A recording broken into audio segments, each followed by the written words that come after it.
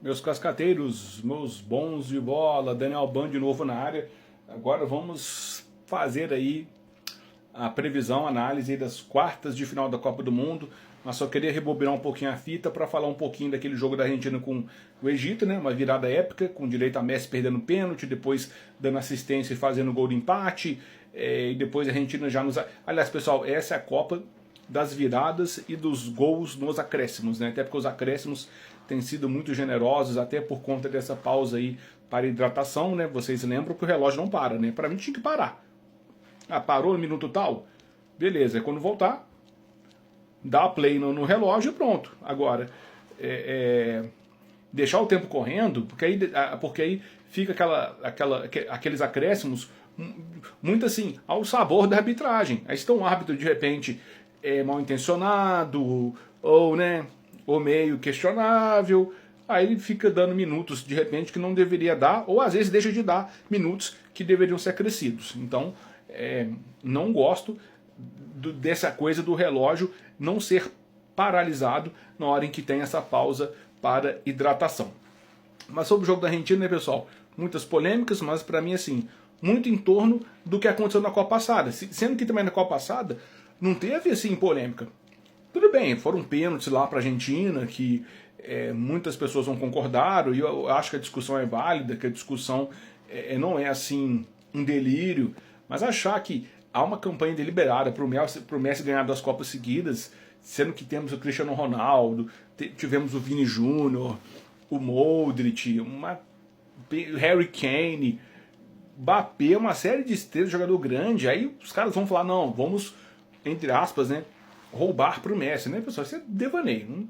Assim, no segundo gol do Egito anulado, eu não considerei falta. Realmente não considerei falta, assim como também aquele pênalti que o Messi perdeu.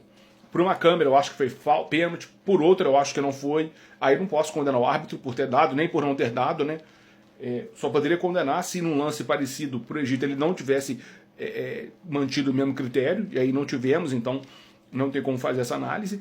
Mas assim, pessoal, no terceiro gol argentino não teve nada demais. Tudo bem, pelo critério, eu acho que como ele não deveria ter dado falta naquele segundo gol do Egito anulado lá, né? Mas foi só isso, pessoal. O Egito, infelizmente, não soube se defender, não aprendeu a lição lá que Senegal passou, né? Porque Senegal fez 2-0, não soube defender o resultado, tomou empate e depois perdeu. E o Egito a mesma coisa. Ele não soube aproveitar o momento em que a Argentina estava semi-nocauteada, que a Argentina estava nas cordas, né? Porque poderia ali ter feito até o terceiro gol, ou ter realmente provocado a expulsão de algum jogador da Argentina. Eles não aproveitaram esse momento de barco da Argentina e deixou a Argentina ressuscitar no jogo. A Argentina ressuscitada, tendo Messi, tendo os jogadores que eles têm lá de ataque, que são muito bons, é só você ver o terceiro gol, meu amigo. Os caras não estavam jogando bem, mas olha a bola que o Lautaro Martinez dá para o Enzo Fernandes fazer o gol de cabeça. Aquilo ali é gol de seleção que sabe jogar bola e que sabe o que está fazendo. Então o Egito ele não poderia ficar só se defendendo e protegendo o resultado. Contra seleções que são muito boas do meio para frente, isso não dá certo. Não dá, porque uma hora os gols saem.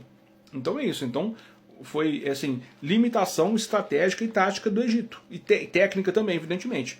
Mas falar que um árbitro francês, aliás, que agora temos uma rivalidade estabelecida desde a Copa passada entre Argentina e França, um francês vai roubar para a Argentina se classificar, seria muito mais fácil o contrário. E lembrando que agora, no jogo da Argentina com o Marrocos, da França com o Marrocos, desculpem, teremos uma arbitragem argentina, né? Algo totalmente desnecessário, mas é torcer para não assim, para que não ocorram cagadas, né? Para que não ocorram erros bizarros e que atrapalhem aí e que estraguem o espetáculo. Então é isso que eu queria falar sobre a Argentina, né, pessoal? E sobre o Ancelotti, né? Já falei aqui, né, pessoal? Incompetente,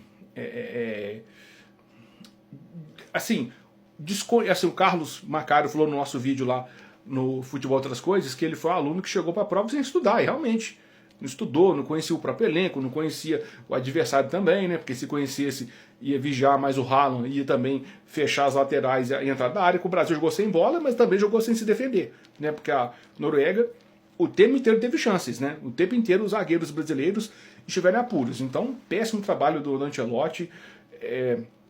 Agora, a pergunta que eu faço é o seguinte: e o Rodrigo Caetano? Né? Não dá para demitir o Ancelotti porque tem contrato e foi planejado que ele vai ficar até a próxima. Mas o Rodrigo Caetano, o trabalho dele foi tão bom assim? Ele está acertando tudo? Em relação à Copa passada, acertamos mais do que erramos? Então o que justifica Rodrigo Caetano ainda estar na CBF? Já que o técnico é intocável nesse momento, e o Rodrigo Caetano? Porque se for ele fazendo esse planejamento, vai ser a mesma porcaria de lista que vamos ter lá em 30. Então fica a reflexão aí, tá, pessoal? Então agora vamos falar das quartas de final, tá, pessoal? Primeiro jogo aí, França e Marrocos, né, pessoal? Assim, aqui eu vou ficar de coração partido, porque eu vou torcer muito para Marrocos, mas achando que a França vai passar. Mas vou torcer muito para Marrocos, tá? Espero que os marroquinos consigam, assim, dar a vingança ali, né? Eles consigam devolver, né, aquela derrota lá de 2022, né? Lembrando que Marrocos jogou muita bola naquela partida, tá? Foi 2-0 para a França, mas Marrocos teve volume para fazer até 3 gols, né?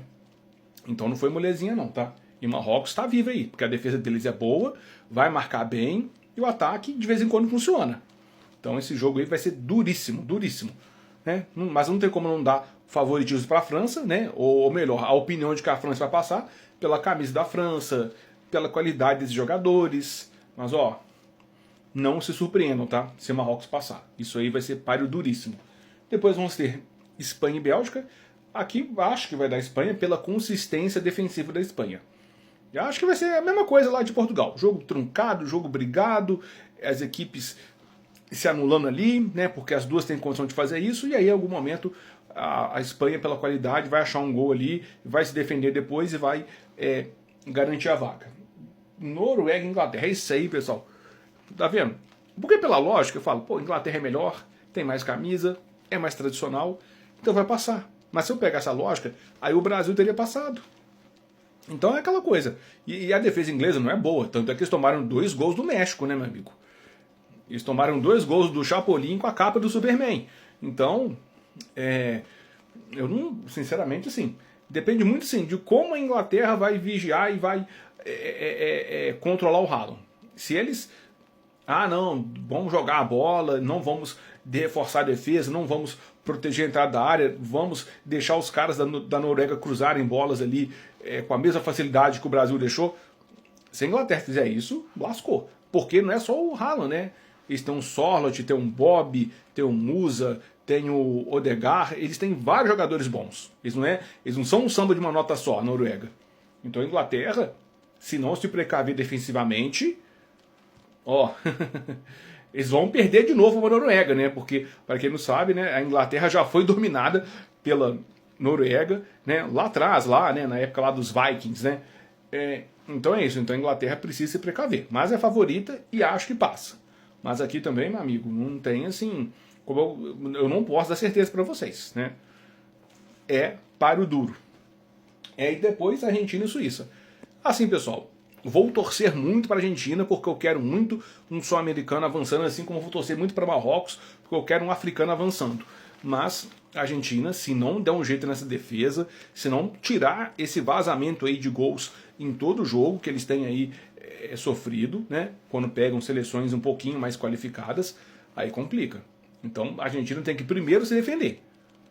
Depois não deixar o Messi bater pênalti. Acabou essa palhaçada de Messi bater pênalti. Chega, ele não está conseguindo.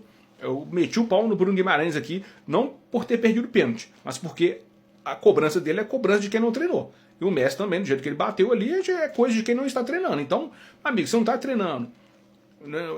E se você não está ajudando, deixa outro bater, deixa outro cara que está batendo melhor, que está mais confiante, que tem números melhores aí nesse quesito, bater. É isso. Mas a Argentina, se não fizer bobagem, se acertar a defesa e o ataque continuar fazendo o que tem feito, naturalmente passa pela Suíça. E aí teríamos, né, pessoal?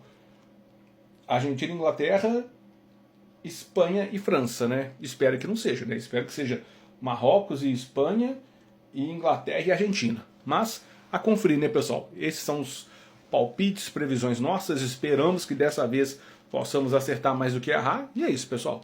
Grande abraço aí, tamo junto.